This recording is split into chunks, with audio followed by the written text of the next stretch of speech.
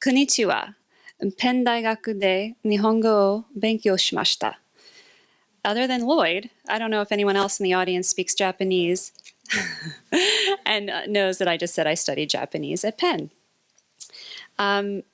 Since I graduated, and I have to be honest, those are the first words I've spoken in Japanese in the 25 years since I left here. So, you know, I'm often asked, oh, you majored in what? Or why did you major in Japanese? Well, it was 1990, I was 17, and I had big plans. I was going to major in Japanese.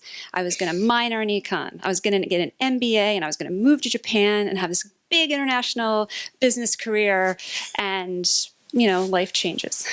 And that didn't happen. I went into public relations and corporate communications, where I have not used my Japanese major. But I would argue that I have used my Japanese degree. I learned a lot about myself here at Penn. I learned Japanese is really hard as a major. I learned that my worst grades at Penn were in Japanese. And I learned that I could overcome that and earn my degree, that I was resilient, that I was up for a challenge, that I could take a risk.